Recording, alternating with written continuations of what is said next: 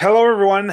Good morning to you. I'm Joel Heitkamp, host of a daily news talk show. I'm on the radio in North Dakota, Minnesota, Montana, South Dakota. That's the region. I'm the subject of what we talk about a lot when it comes to rural media. And of course, that's near and dear to my heart. With I grew up with talk radio. I grew up with AM radio slash now FM radio. We're on in a number of places, but it's what people listen to. Let me give you an example of what I'm talking about. I have a lot of farmer friends, right?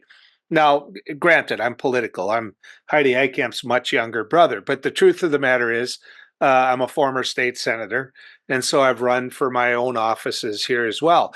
So I'm hanging out with my buddies, and we're talking about talk radio. We're talking about rural media, and we're sitting in his shop having a beer or two, and there's 10 of us, and he's giving me crap about my politics. He's talking to me about this is now, I think, January. So just keep that in mind. I'm trying to point out how rural media works. And we're sitting in his shop and he's talking about how he can't listen to me anymore. He doesn't listen to talk radio anymore. He just can't take it anymore. And I said, well, I get that. That's a great thing. It's about choice. You don't have to listen. You can hit that button. You can go to other different sources of media. I said, but I tell you what, let's just do this. Let's go back into the cold shop where you got the combine, where you got the tractor, where you've got everything. Let's go in there and turn it on. Let's see what you're listening to. I think his exact words were to me, shove it. But, in other words, he was listening. He was listening to talk radio. He was listening to the media that we provide. And I think that's really, really important because that's an opportunity. That's a way to speak to folks. And the guests that I'm going to bring into you now are the type of individuals that do exactly what we talk about. I'd like to introduce Isaac Wright. Isaac is a principal with Rural Voter Institute, which brings a research driven approach to better understanding rural voters and develop communications tools that can provide outreach and outcomes as we work to engage, communities, these communities. Also, I'd like to welcome Michelle Rathman. Michelle has been advising healthcare leaders since 1989 when she founded Impact, a leading healthcare strategy and communications firm. Since 2018, Michelle has also hosted the Rural Matters podcast, and someone I get to work with often that I have a lot of respect for. I get to introduce Richard Pawal. Richard is the founder of Podcast Production, and it's published from, and I'm going to have Vox Topica. I think I made a good run at that. Richard has nearly 30 years of experience working in policy and politics and uses this viewpoint to produce award winning content for multiple clients, including One Country's Hot Dish podcast, which I'm kind of biased to. Isaac, Michelle, Richard, I want to thank you for joining the Rural Progress Summit. Thanks for joining along, you guys. I want to turn to some questions right away if we can. And as a reminder to the audience, we're going to be taking questions only through the Q&A window. So know that if you have something you want to bring up to the folks, do it. We'll try to get those questions to them. But I'd like to start off and let each one of you tell our audience a little bit about the work that you do in rural communications and media, and share your views on the current state of media in rural America, which is really where some of our focus is at. And so I'm going to begin with you, Isaac. Give me your thoughts on that. Sure. So we released a report earlier this year that was our first release specifically focused on rural media. We at the Rural Voter Institute do research with Midwestern battleground state rural voters. We have kept consecutive data for 5 years. And one of the things that often comes up, because we talk regularly in every focus group about media consumption, media habits, but one of the things we noticed over time was sort of a unique perception of rural radio and where it stood out. So we released our first ever report specifically on the role of rural radio in American rural and small town communities earlier this year, with some fascinating stuff in it. We also released our 2024 Rural Blueprint last week that included a major section on that, as well as sort of the cumulative data from 5 years of consecutive research with rural and small town voters in Midwestern states. One of the things that is a big picture, and this is not just about what do we do in the immediate term, how do we get from point A to point B about rural communities' futures in terms of media consumption in our communities. But one of the really big picture things that we have to look at is what consolidation has meant in the media atmosphere and how that has impacted some of the diversity with local media. And if you remember, 20 years ago, Al Gore released a book about that predicted that one day the internet would lead to a democratization of media. What is that going to mean in our communities as we talk about news and information consumption? And that includes everything from traditional media like radio, the role of small town and rural radio, which we found had a uniquely high impact with trust in media consumption, et cetera. But what does it also mean for blogs? What does it mean for the reels on TikToks? How does that impact Twitter or X and the way people are consuming information, hard news as well as general information, and their perception of their community and their place in the country? So, Isaac, I'm going to follow up a little bit before we go to some of the other folks. And I know this is self-serving because I work in radio, but is it generational? Is it once they get to a certain age, they start going to a different form of media? And by this, what I'm getting at is my daughters never listened to talk radio. They never listened to AM, FM radio anymore. Now that they both are knocking on the door of 40, they seem to have come back to it a little bit. And I'm curious if that's something you found in your study. So one of the third-party data, which are some great data out there, you have to look around to find it about media consumption in rural and small town communities that we've prefaced and put on our website. I'll put on a plug for that right now, ruralvoterinstitute.org.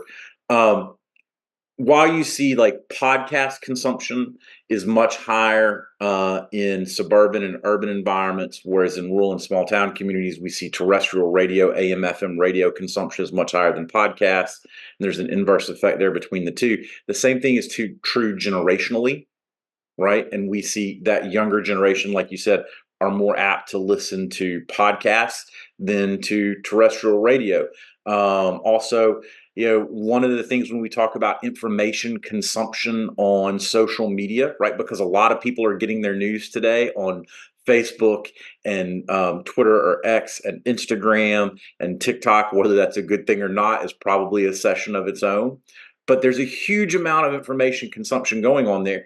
And what we see is a similar generational turn, right? If we want to get information and news out to the majority of Americans, right? Facebook is the predominant platform. I think Pew's numbers put roughly 7 in 10 Americans are on Facebook, right? The next biggest platform is Instagram with roughly 5 in 10. By the time you get to TikTok, you're talking about 3 in 10. So that seems like a small fraction of the voters. Now let's flip the inverse by age.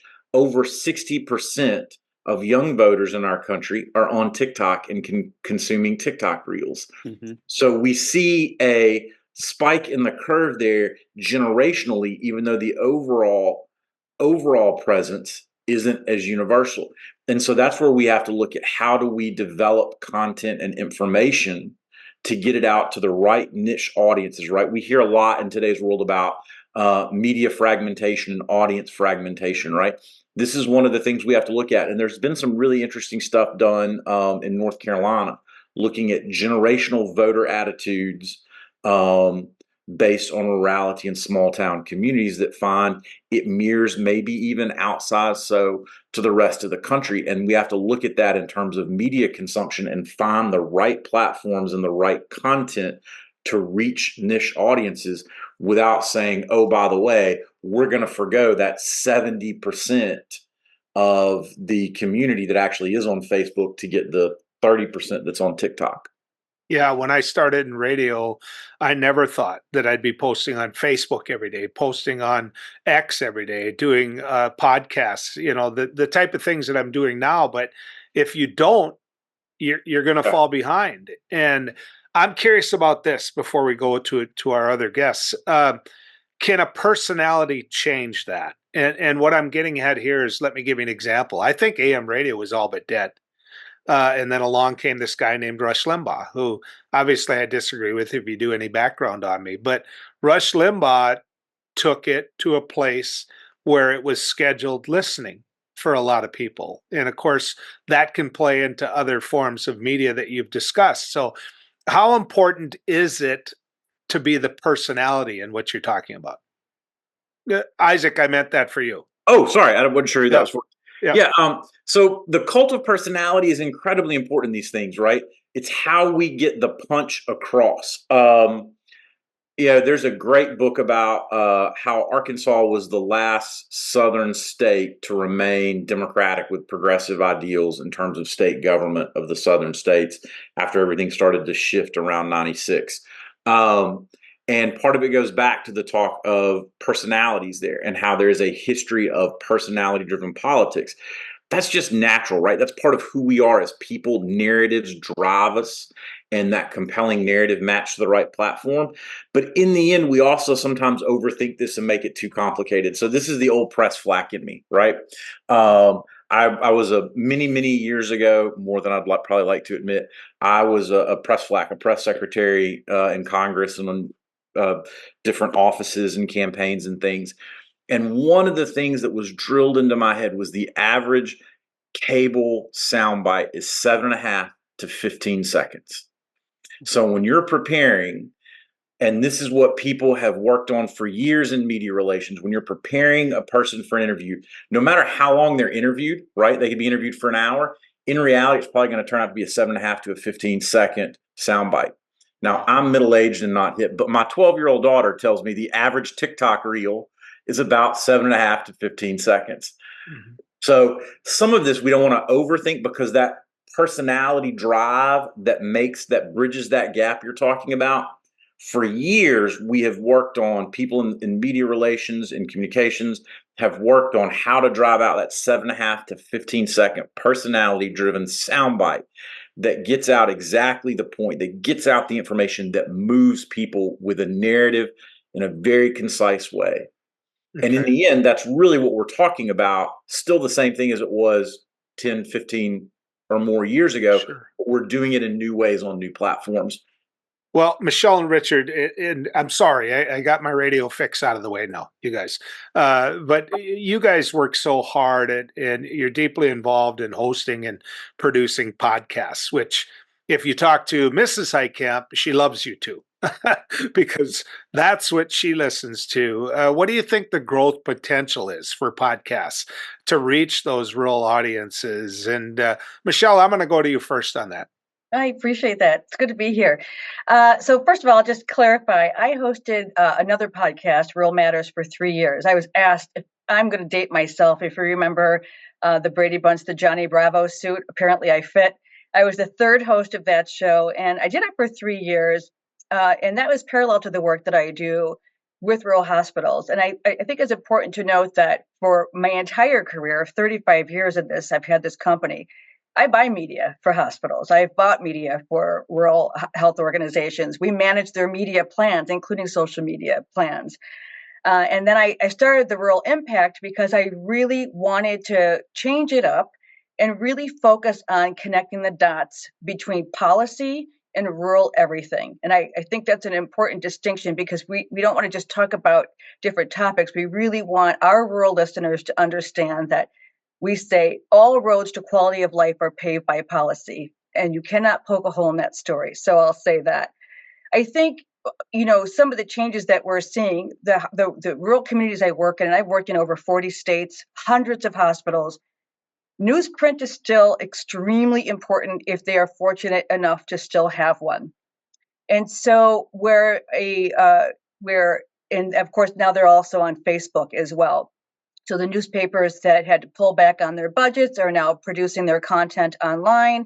and rural communities are still uber dependent on those news sources. And I tell the rural communities that I work with is to really pay attention to the assets that they have with respect to media, and to really pay attention to the kind of content that they're putting out there, and make sure that their communities understand what is the difference between opinion and fact. And so I've just seen this industry evolve over the years, and I see podcasts as a really essential kind of ride along. We tell our own hospitals, start your own podcast. And the way you get people to listen is have influencers in the community as guests on your podcast. And so we're looking at grassroots efforts to engage rural communities in listening to podcasts and pointing them in the right direction. And I know we're going to talk about this a little bit later on, because we find that to be a really essential tool in helping to combat misinformation. People trust people in the community they trust. And so that has been a real, I think, a winning strategy for us in expanding our reach, is to bring on voices that are trustworthy, that clearly don't have any hidden agenda. They are not talking about the fringe topics. We're talking about, people say kitchen table issues. And I think that it sometimes is misleading, because kitchen table issues are things that, if you have an agenda that you want to talk about. But we are talking about access to resources, access to broadband, transportation, the things that really matter to people, and packaging that in podcasts, as well as coming alongside their local newspapers. And then the last thing I'll say is, if you don't have a product in your rural community, create one. The only reason we have these voids is because we're depending on outside resources to come in and fill them, and rural communities themselves can create their own media products to reach their communities, their county. And again, I think that's a really important strategy for us to be looking at. It's better to be the first than to say that you're better. So if you've lost your media in your community, create a new product, embracing new technology, and then make sure that you put forth a great deal of effort to communicate the value of having such a platform for your community members to listen to and trust. Well, and where you're so right about that is the fact that word of mouth in communities in rural areas carries so much. So Yes. you get the mayor on, everybody down at the coffee shop's going to know that you get the mayor on. He's going to spread that. So I couldn't agree more. My big question, though, is you develop on policy, and that can be deep enough where, as we just heard from Isaac, you can't do it in 7 minutes. How do you get around that challenge? Well, for our podcast, we produce series. And so every series is 3 episodes. And our goal is to kind of whet the appetite every single time. And, you start with finding that compelling question, that reason why somebody would want to tune in. So, for example, even today, we just dropped an episode that's focused on post-secondary education opportunities in the tech space. And, we start off by saying, hey, why should Silicon Valley get it all when you can have a tech hub in your own community to create high paying jobs? So again, finding those issues that really do matter, because people are talking about losing their health care, losing their job opportunities. And it's easy for us to point fingers on what's happening in Washington. But we start by saying, what can your own county do to make a difference? And I think that's the other thing, is so many rural voters, and Isaac, you probably have a lot of information on this.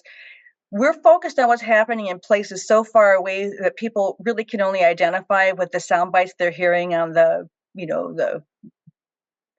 Newsmax of the world and so forth. I try never to say, let those words cross my lips, because they are so full of misinformation, I might disintegrate. But I really think it's important for us to make sure that, again, bring it local, bring it local, bring it local. And that makes a difference, because now you're talking about things that I personally can relate to versus some fringe topic that somehow I identify with, and my anger, my stress raises. And let's keep in mind, what we all do is very emotional.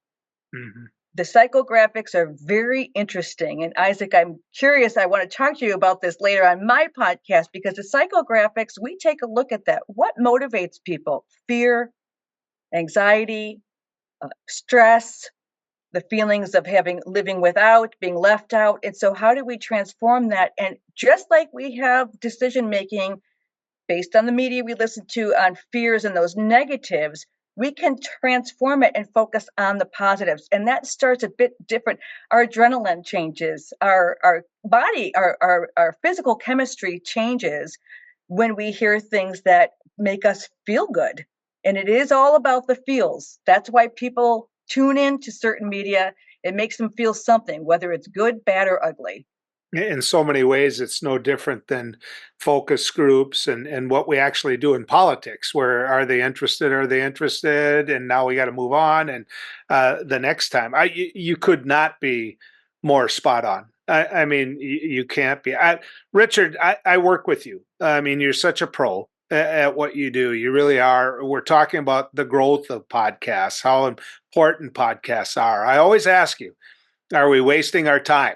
Are we actually doing something? Is anybody listening? Because I'm okay with working hard. I'm just not okay with working hard if nobody wants the product. And you always tell me these things take time to grow. And they do. And I think something Michelle said is extremely important when it comes to reaching rural audiences with podcasting. Like, so what Isaac said is absolutely true, right? The most recent numbers I've seen are that in rural communities and small towns, people spend 6% of their time listening to podcasts while they spend 43% of their time listening to radio, right? Now, as Isaac said, that changes when you start looking at age demographics. Younger people listen to more podcasts generally. I'm sure your wife is included in that, Joel. And older people tend to listen to more radio. But what podcasts offer in a rural community is that ability to speak directly to things happening in those communities in an environment where, as we all know, and Michelle mentioned, local news is now either non-existent in some parts, in some locations, and isn't really local anymore in much of the rest of rural and small town. It's actually sort of aggregated news from a news supplier. So even if you've got access to television or radio, most of that content is being generated far away and is sort of being broadcast out to radio stations all over the country, right? And so what podcasting brings to these audiences is we can talk about things that are specific to you and what you care about, which, as you know, Joe, is what we do on the Hot Dish, right? We bring in guests. We've had Michelle on, we've had Isaac on, who can talk about very specific things that are important to rural and small town listeners, that will address those things in a way that maybe the local radio news broadcast, and I'm certainly not talking about talk radio now, but the news broadcaster, the television news broadcaster, in many cases, even the newspaper, right? Where a lot of if you still have a newspaper, it's quite possible that a lot of those articles in your small town or rural paper are actually the same article that somebody 6 states over who lives in a rural community is reading, because it's all generated out of New York and just distributed. That's where a podcast has an opportunity, and podcasting has that opportunity, is to really develop content that speaks directly to the issues people locally in small towns in rural America care most about. But Richard, Vox Topic, you take a look at how diverse you have to be. I mean, one day you're talking to this group, the next day you're talking to that group. I mean, you've got to be flexible, or this isn't going to work. I mean, how big of a challenge is that to you and to anyone? I mean, we just heard Michelle say that one day you could be talking to the CEO of the hospital, the next day the mayor, the next day. I mean, you've got to be, very flexible. You do, but you also have to develop a voice, right? And you understand this from being on the radio. You have to develop that personality you were speaking about. You have to develop that the persona, right? I mean, Rush Limbaugh was very effective at that, right? I'm also old enough to remember Rush Limbaugh on the radio. I was not a big listener, but I knew plenty of people who were. I grew up in Alabama, lived in Texas, and that's a lot of people listened to Rush Limbaugh. And the thing what was interesting about, well, one of the things that was interesting about Rush Limbaugh is, his show was what, 4 to 6 hours long. You could tune in at any point during his show and basically get the same kind of content, right? The same persona, the same sort of gist of what was going on. He might be talking about, something happening overseas. He might be talking about something happening in Washington. He might be talking about something happening in Hollywood. But that sort of persona persisted and created that ditto head effect. Y'all remember that term, ditto heads? Is how Rush Limbaugh fans used to refer to themselves. Like, I couldn't believe people would actually do that, but they did. Like, yeah, whatever he says, I'm going to agree with. But you can actually, so that's, you can be diverse, but as with any other media, right? You have to give people consistency. The listeners, the audience needs to have some sense of consistency, because you can talk about healthcare one day and farming the next day and startup ecosystems the next day. But as long as the listeners feel like they're part of something bigger, as long as they feel like, they're still following along with what Joel and Heidi have to say, and they know at the end of this episode they're going to hear Heidi and Joel sort of hammer out some issue, they're open-minded to those different conversations. They'll listen. They won't necessarily become a ditto head, but they will, they will come to appreciate the fact that one day you've got the mayor on and the next day you're talking about healthcare, and they will start to look at that, and hopefully from the very beginning will really look at that as value that you're providing that they can't get from, the radio news that is just running through national headlines, right? Right. I understand it, but I go back to what Isaac said, and I'm going to kick it to you, Michelle, on that, because it evolves. If you're going to make it local, if you're going to touch rural, what you said is so spot on. You've got to give them a different flavor. You've got to, but in my world, Michelle, the audience is constantly moving. We always say reintroduce, reintroduce, reintroduce. We go to commercials, for example. Well, then you got to reintroduce. But that audience that I had at 9:05 is probably completely different than the audience I have at 9:35. And so I'm curious what your thoughts are on that. Well, with respect to the work that we do with podcasting, the interesting thing is people, number one, they listen on their demand, not this time slot that you're in. As a radio, you have this slot and you've got this window, and then you're on air. What we do, people listen on demand. They subscribe, they download, they listen whenever it's convenient for them. And so they're actually, what I love about podcasting is our listeners their intent is to be present with the conversations that we're having. And so we still have to reintroduce ourselves, but not in the same way that you do radio. And I think that's an interesting thing. And the other part about it is, and this I think is really relevant for broadcast radio as well, is that it's not just the one platform. You said it earlier, Joel. We have a podcast. We have a website. We do social media. Every episode we do, we have a minimum of 4 very strategic social media outreach, including audiograms, videograms, tagging all of your guests, tagging the organization. So I think what's so interesting about podcasting is that it's so not limiting. We can really, our media reach then expands to other platforms. Print, we do blogs after each series, so our eBlast list is growing and growing and growing. And I know, Richard, you know all about this. I mean, the subscribers, the number of downloads, how long people are listening, understanding those analytics is really important to help you kind of tweak your delivery and tweak kind of the formula that you have. So, you start with the base of a podcast, but it can grow exponentially. And that is how, you start grassroots. I mean, I was fortunate that I was a host of another podcast for 3 years, and we kind of brought our listeners along. And what we're seeing with our demographic is just, it blows my mind, quite frankly, of the reach that we're getting. And it's not just because of the podcast, it's because of all the platforms that we're really working hard to utilize. And you got to build your capacity to do that. That is the one thing I really wanted to use that word capacity building, because it is hard work to understand where to go, how to grow, and to do it in such a way that you feel that you are moving the dial and that people are engaged and not just listening, but they're acting based on the things that they've learned. We say there are no light subjects, but we hope that we've enlightened you. And we are always restating our goal. Not just reintroducing ourselves, but our goal here is to, as I said, connect the dots between policy and rural everything. And I think that repetitiveness, the Rush Limbaughs of the world did that really well. Yeah. That repetitiveness, but not to the point of turning people into an angry mob, but rather inspiring people to raise up their voices and really focus on the things that matter.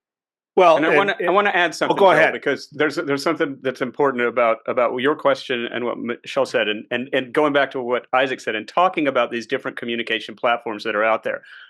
One of the interesting things, as somebody who's worked in communications for a long, long time, and Michelle will certainly understand this, is over the last 20 years, in the age of social media, communication professionals have very much thought about everything in terms of an attention economy. The goal is to capture somebody's attention, right? Whether you're talking about Twitter, Facebook, TikTok, right? What, as a communicator, you're trying to do is to get somebody to stop scrolling for just seconds and watch that 7-second video or read that card or do something, right? So everything we've thought about as communicators has been, what do we have to say to get somebody's attention in a moment, right? This is where the clickbait headline world comes from, right? We have to capture somebody's attention. Podcasting isn't that at all, because a podcast listener has decided that they're going to spend, 30 to 40 minutes listening to a podcast. What you have to do as a communicator with a podcast is get them to choose your podcast and not somebody else's podcast or some other podcast, right? So similar to radio, because radio is like that too, right? I'm going to get in my car and I'm going to turn on the radio. And then I'm going to choose what station I'm going to listen to, depending on what's happening on the radio right now, right? So I may turn it on and I'm listening to Joel's station, but there's an ad on, so I'm going to go listen to something else. And then when an ad comes on, I'm going to pop back over, and that's why your audience changes between 9:05 and 9:35. But I just wanted to make it clear that that's one of the values of podcasting is we can focus on what value are we going to provide in this 30 to 40 minutes period of time to a listener that will make them go, yep, I'm going to spend my time with that podcast. And we don't have to worry so much about how do we create a headline that's going to get somebody to stop scrolling, right? So we can be more in depth. We can go into more detail, and we can address issues in a more complex way than social media usually provides people. And that actually provides value. Like, people find value in that more in-depth conversation and not just a 7-second, click up. TikTok rather. And Isaac, I'm going to get to you in just a second. But for you two on podcasts, what about the power of background? And I'm not talking about the individual. I'm talking about the sound. There are people that listen to my form of media that have us on as background. And all of a sudden we got their attention and they put down the wrench or they step away from the computer, but it's on, but they're not really listening to it. Like, we're hoping to draw them in. And Michelle, I know that has to be something that you work on.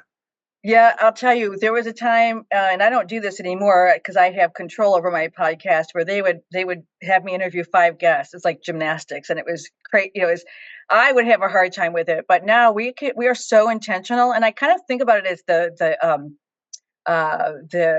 audiobooks, because when I prefer, you see, it's not my fake library, but I prefer holding a book in my hand and reading, because I'm of that school. Although when I'm traveling, I do bring my ebook, but I hear people who say, I listen to audio. So many rural people, they have to commute long distances, for example, for their jobs.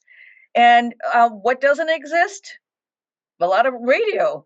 where where they can't tune in. So to tune into a podcast while you're driving, people have that 30, 40 minutes, an hour. And so they're really intentional about listening. And that's the difference between the radio, and they're not listening to the background noise because that's a completely different, just a emotional dynamic. The radio, some people can work with music playing, but when you're listening to a podcast, it's very intentional. Yeah. And people stay on, Mhm. and they're listening because they want to learn something. And you know that because they're coming back and they're saying, I downloaded it. I just talked to someone the other day I ran into at a conference. He said, I've got I've got 4 episodes behind on on your podcast, but believe you me, by the end of the summer, I'll have them done. You know, Yeah. we're putting something out every Yeah. other week, and I've got people listening to something that we did in, let's say March, sometime in June. It lives on forever. Yeah.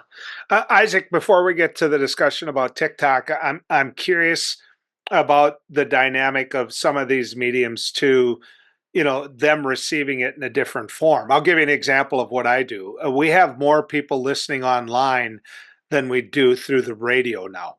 And I'm curious what your study and what your conversations have in regards to that.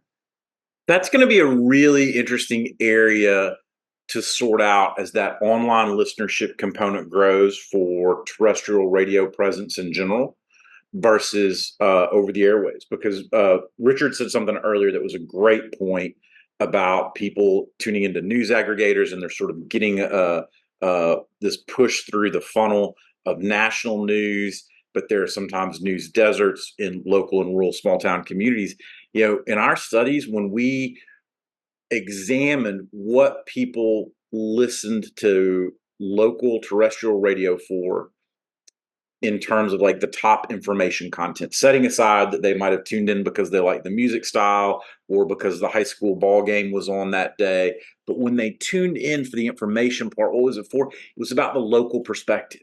And it had to do with that news desert, because they said there is nowhere else that I can tune into that I can find out what band is playing at the fair the next county over this weekend, because I might want to go. There's nowhere else they're going to find, there's a school board meeting Thursday night. I want to keep an eye out to see what happens there. That it was the number one local perspective news. So as we grow that online listenership that you're talking about, because, for example, people could be listening 3 counties away or 3 states away, how do we find that mark where you can keep the local perspective with listeners to the terrestrial radio station in a way that is still relevant to people listening online?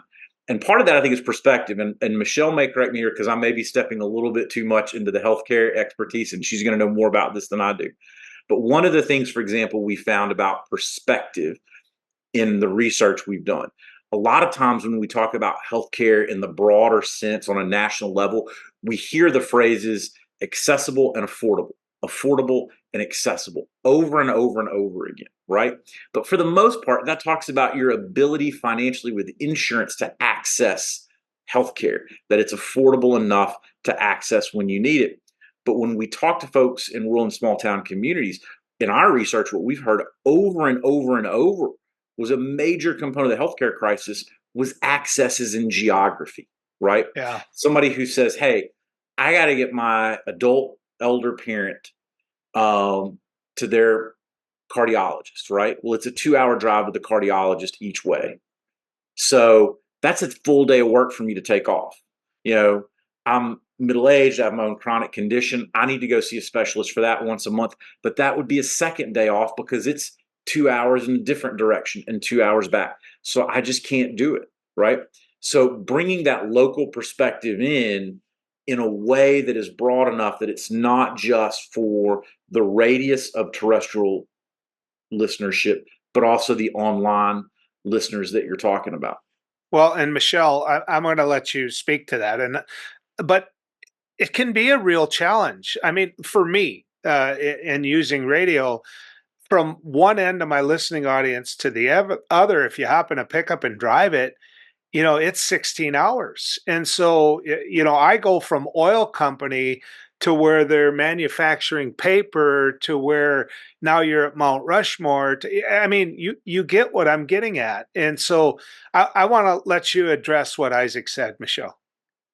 Well, Isaac, you're right. I mean, we really work to bring it back to the center of, as I said earlier, of what is of concern to the rural communities that we're working with. And when we're talking about access to healthcare, the access it means something different to other people, all right? And so, for example, we might, rather than talk about, well, first of all, I will tell you this, with our hospitals, we always tell them, Joe Public does not care about your hospital, number one.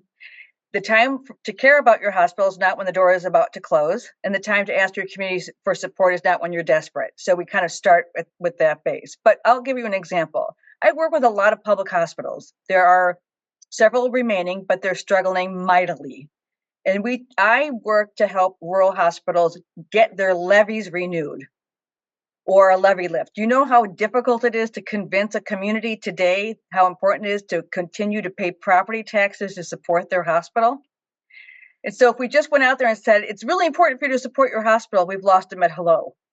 So what we talk to them about is I said, don't be afraid to talk about the inevitable mess, which is, what would it be like if your community no longer had this hospital? And then we start from there.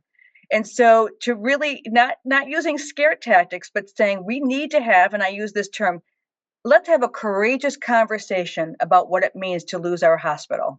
And if you think it can't happen, look what happened in the county, 2 counties over to us. Sure.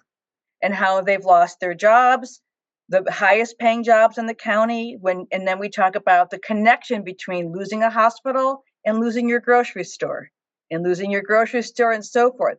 So, Joel, I mean, for us, it's really about helping people imagine what's possible, and at the same time, think about what's possible if we don't focus on these issues.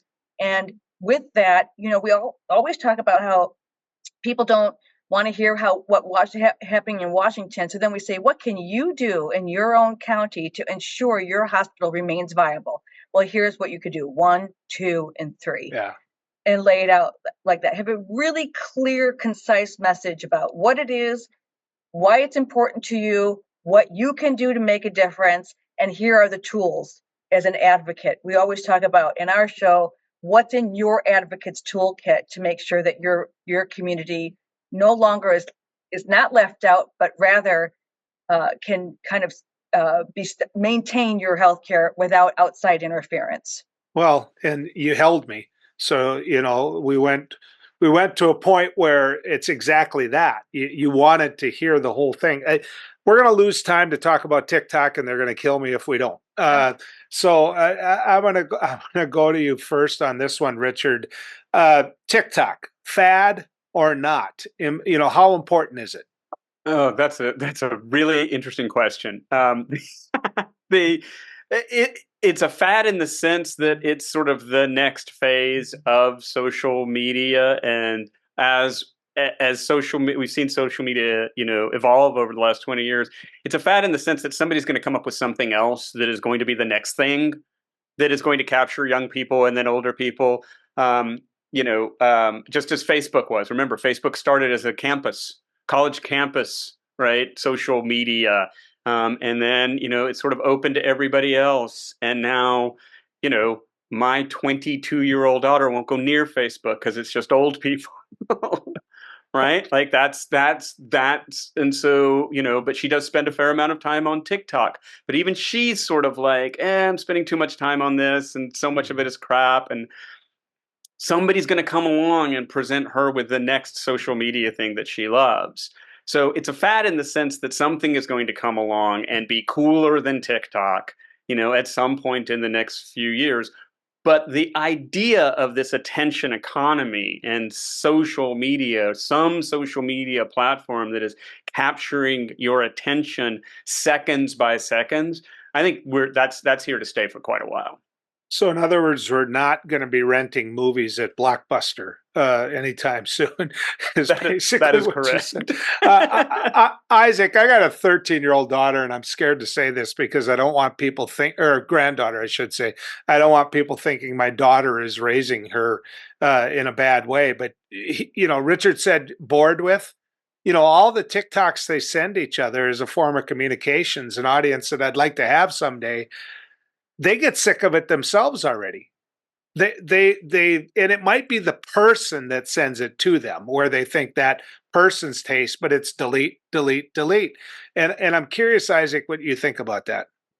So it's getting people the opportunity to self-select the information they consume, whether that's news, whether that's entertainment. Exactly what you're talking about, the ability to take off. It's also the power of the messenger, right? Because my daughter is 12. Your granddaughter and my daughter, we should introduce for playmates when you and I go pheasant hunting one day. Notice how I'm getting trying to put my invitation out there.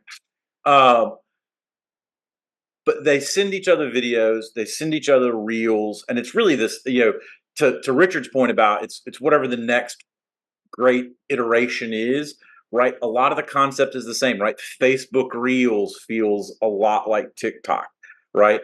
And there's the Capka platform too, where young people are editing their own versions of a TikTok down from their favorite cartoons, etc.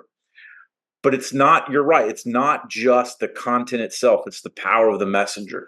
And that's something we have to think about when we talk about how we disseminate communications. And Michelle made a point earlier about engaging that grassroots aspect, right? It's when there is an important story up, whether it's on your podcast or whether it's on the website for the radio station, whichever platform it's on, right? It's not just your ability to put it out there. It's your ability for who are the grassroots communicators, who are the listeners who are then promoting it and putting it out on their own channels, because that validation of who texts it to you, of who posts it on your feed makes a big difference. Michelle, I've had a chance to talk to you before, so I know you're going to be mad at me if I don't ask you this. TikTok, fad or not? Yeah, it's not a fad. I talked to a hospital CEO, and he said, "I don't believe in social media." I said, "You don't believe in social media like you don't believe in unicorns?" Because I'm sorry, my friend, it exists. Here's my message: accept it, embrace it, and participate. Build your capacity to be whatever platform is the next big or best thing. Because we can't put this toothpaste back in a tube.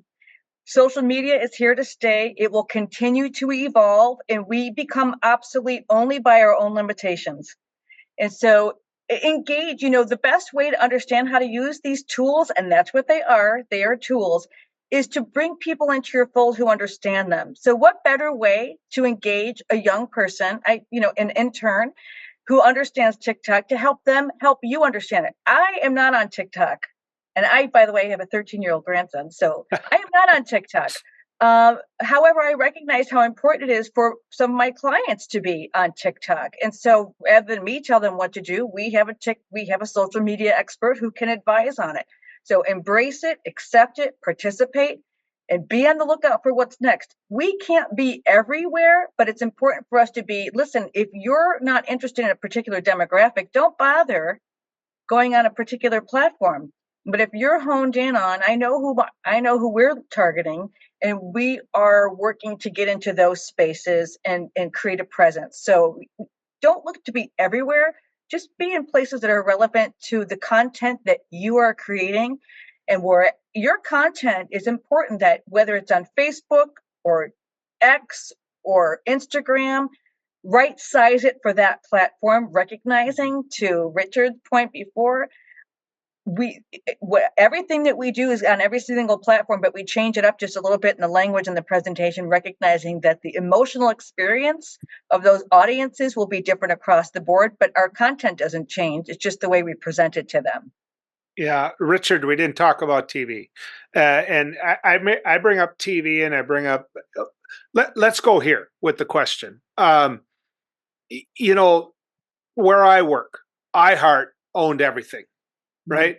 Then all of a sudden Cherry Creek owned some, and that was sold to Town Square. And, you look at TV, and the next thing this conglomerate owns all of it. And so the messaging can be, we talked about Fox News earlier.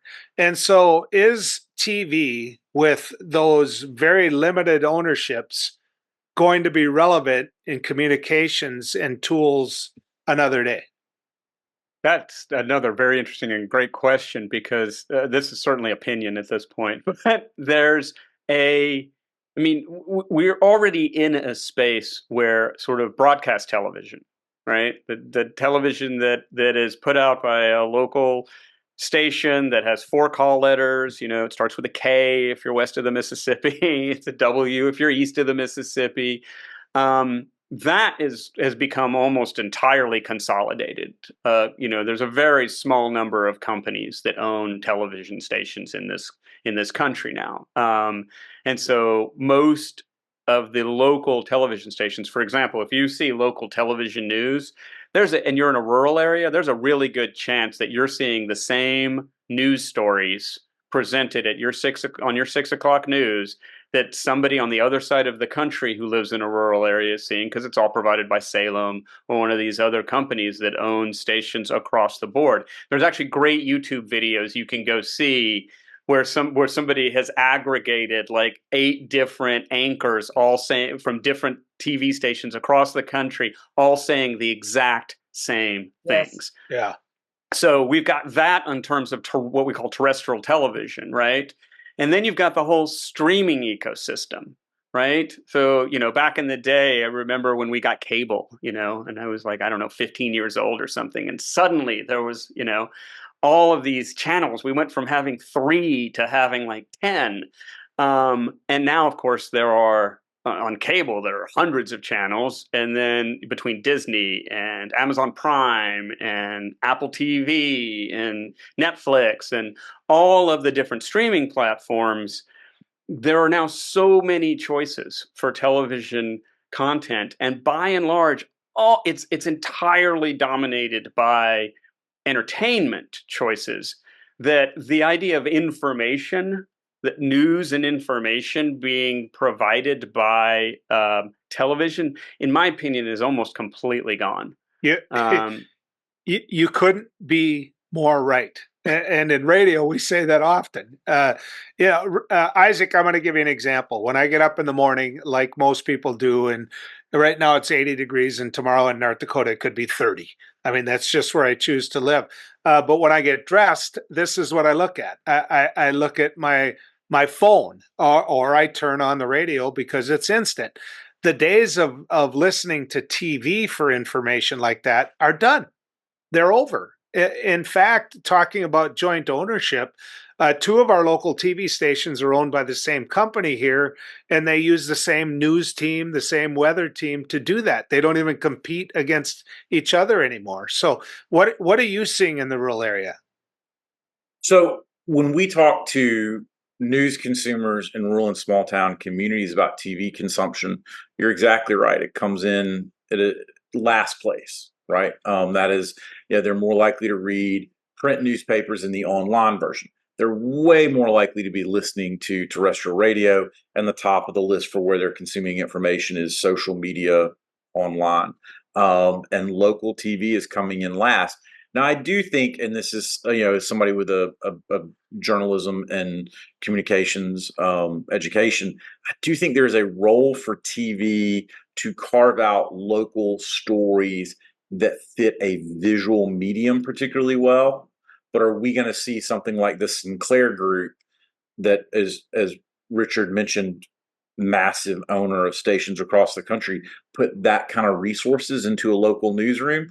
Probably not, right? Because that just that takes away from somebody's CEO bonus for their third home in the Alps at the end of the year. And so we're not probably going to see that kind of investment. So that's going to continue to be a problem. And I think we face a media landscape where local TV news is going to get cut and cut further, and it's going to create more of a vacuum. think radio's already stepping in to fill that vacuum, but local radio already has such its own niche that pull people feel that is a community calendar. It is as much a community resource and pillar of the community as it is a commercial enterprise. That's going to stay there. So there is also going to be room for, there was the concept of the patch. Do you guys remember that? It was the online newspaper for places that had lost their weekly newspaper. I grew up in a place that had a really strong weekly newspaper. We had 2 weekly newspapers in the county that published on different days at different ends of the county. So what does that turn into in terms of a platform now that is easier and easier to access media online and provide it to people?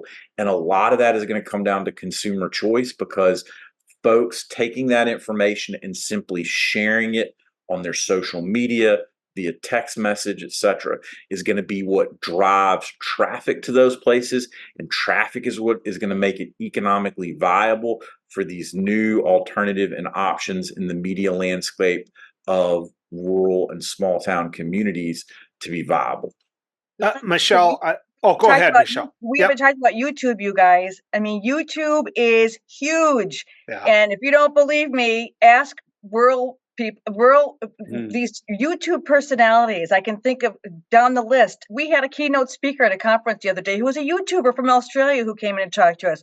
So YouTube and YouTube television is replacing that traditional television media. And that's another incredibly powerful. We put our podcast on YouTube for that reason. You know, that's why we do video as well as audio for that, because people, they watch YouTube on their phone. So let's not dismiss how important. No, it is important. Yeah, that one is. Sorry, I'm glad. Absolutely. I'm glad you brought it up. I should have sooner, Michelle, because it's a competitor as well. The only thing that blows me away about what we're talking about is how, and I think it's geographical. It moves, for example, a lot of what we do, it moves its way west from Minneapolis to Fargo to, and we're a couple years behind. We don't want to admit it, but we're a couple years behind. And so this changes everything, because now what you're talking about is instant. It's instant. So we're not waiting for a model. We're not waiting for people to catch on to maybe what they heard on KFAN in the Twin Cities, for example. But we're going to run out of time. They're going to get mad at me. I want closing statements, and I'm going to begin with you, Michelle. Go ahead. I think there's an immense amount of possibilities for us. I don't see limitations. I see opportunities. And we have so many tools available to us. So I said, embrace them, participate, build your capacity. Because if you don't, our relevance and then the bad guys win. The misinformation wins if we don't keep continually producing content that is factual, that is engaging, that is inspirational. And I think that's my parting words is we have to be in the places where we want people. We have to expand our reach if we are to expand the idea that rural is important, rural is matters, and therefore we have to remain relevant for our rural audiences. Isaac, your turn.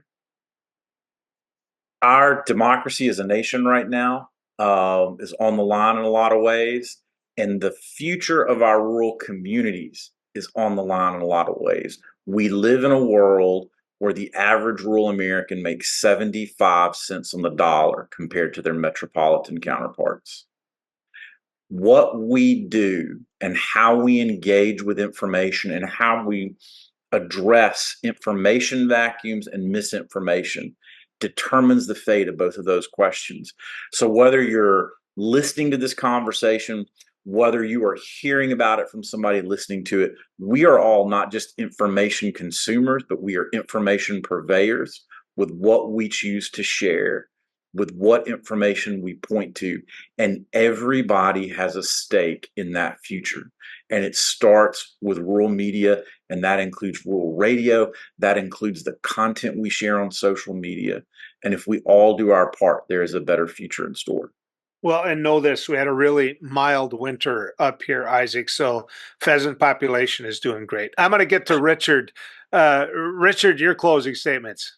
The last thing that I'll say about all of this is well, the next to the last thing I'll say is make sure you listen to the Hot Dish podcast with Joel and Heidi Heidkamp. Often. Comes out every other Wednesday. But one of the things that we also have to pay really close attention to is the fact that there are some demographic changes. There are people who are moving, particularly younger people who are moving away from urban areas and back into smaller towns and rural communities. And engaging those folks in what's happening in rural communities and the media happening in rural communities is a really interesting opportunity from my perspective. And I've been thinking a lot about this, is how we can engage those folks who are used to creating content and sharing content, to get them involved in doing the same thing in their local communities, to create a YouTube news channel for the small town they live in, or to create a podcast about what's going on in the county, the rural county or agricultural county that they live in.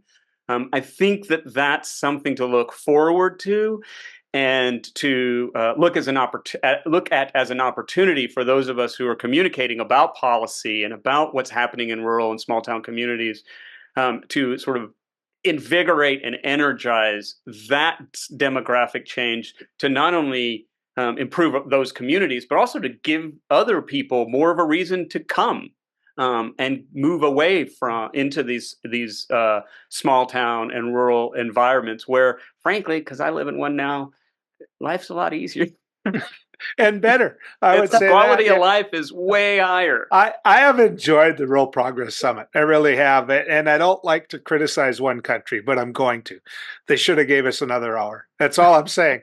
I want to thank Isaac, Michelle, and Richard. Thank you so much for joining the Rural Thank you. Progress Summit. I'm for going to having turn us. this over to, let's see, she's got to be 69. I think now, yeah, Heidi Heidkamp, and let her take it over from here. Go ahead. Heidi's going to be with you in a sec.